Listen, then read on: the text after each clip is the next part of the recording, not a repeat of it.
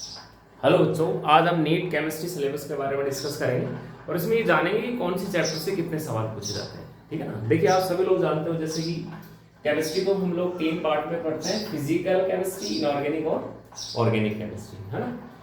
तो इसमें ये देखेंगे कि जैसे फिजिकल केमिस्ट्री के जो भी यहाँ पे देखो पूरा सिलेबस मैंने मेंशन कर रखा है यहाँ पर है जो, तो फिजिकल केमिस्ट्री के जो भी चैप्टर हैं तो देखेंगे इसमें कौन सी चैप्टर से कितने सवाल पूछे जाते हैं। ऐसे ही हम लोग इनऑर्गेनिक केमिस्ट्री में कौन से चैप्टर से कितने सवाल पूछे जाएंगे और ऑर्गेनिक केमिस्ट्री में भी कौन से चैप्टर से कितने सवाल पूछे जाएंगे। तो आइए चलो इसको आज हम डिस्कस करते हैं।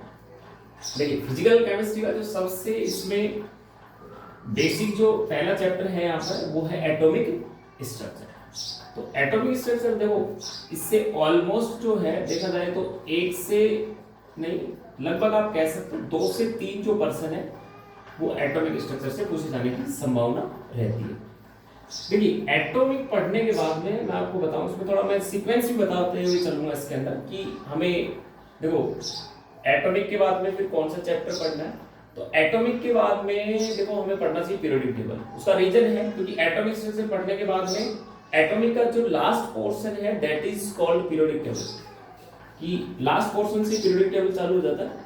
तो लगभग आप इसमें देखोगे तो पीरियोडिक जो टेबल है ना, इससे लगभग 1 से 2 पर्सन है वो इसके आने की संभावना रहती है लगभग। अब देखो, जैसे ही आपने पीरियोडिक टेबल पढ़ा, अब पीरियोडिक पढ़ने के बाद में देखिए यहाँ पर है फिर वो रेडॉक्स का विंडो ओपन हो जाता है। पीरियोडिक के बाद में आप लोग है वो रेडॉक्स पढ़ सकते हो, ठीक है ना।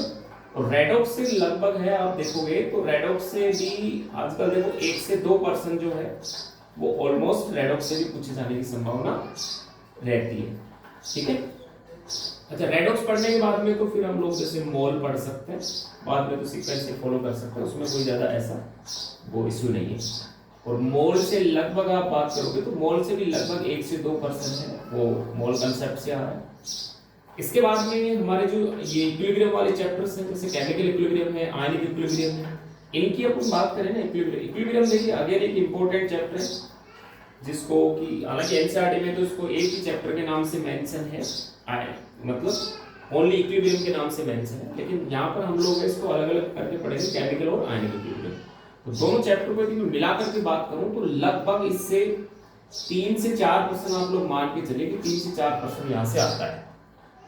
इसके बाद में अगला जो चैप्टर है वो थर्मोडायनेमिक्स और थर्मोकेमिस्ट्री का है। तो देखो एक सवाल तो फिक्स ही है, थर्मोकेमिस्ट्री का एक सवाल आएगा और एक जो सवाल है वो आता है किसका, मतलब लगभग 1 से 2 सवाल आते हैं थर्मोडायनेमिक्स से। तो ये भी एक इंपॉर्टेंट चैप्टर मैं कहूंगा यूं हो सकता है कि इससे भी लगभग 2 से 3% है वो आने की संभावना रहती है। और सॉल्यूशन जो है अगला जो चैप्टर है सॉल्यूशन से लगभग 1 से 2 क्वेश्चन आने की संभावना रहती है इसके अंदर, ठीक है। इसके बाद हम लोग बात करते हैं इलेक्ट्रोकेमिस्ट्री। देखिए, इलेक्ट्रोकेमिस्ट्री अगेन एक इंपॉर्टेंट चैप्टर है। अच्छा, इलेक्ट्रोकेमिस्ट्री तब तक आपको समझ में नहीं आएगा जब तक आपको रेडॉक्स अच्छे से नहीं समझोगे ना। तो रेडॉक्स समझना बहुत जरूरी है, मतलब ऑक्सीडेशन, रिडक्शन, रिएक्शन और ये सब आपको आना चाहिए, तभी आप लोग इलेक्ट्रोकेमिस्ट्री को बहुत अच्छे से समझ सकते हो। क्योंकि आजकल जो है इलेक्ट्रोकेमिस्ट्री से जो सवाल आ रहा है वो बहुत एक अप्लाइड सवाल आता है, अच्छा सवाल आता है इसके अंदर है।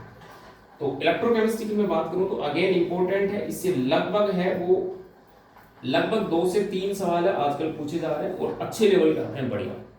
इसके बाद में हम लोग केमिकल काइनेटिक्स की बात करते हैं। तो केमिकल काइनेटिक्स जो है चैप्टर, इससे लगभग 1 से 2% आने की संभावना रहती है केमिकल काइनेटिक्स से।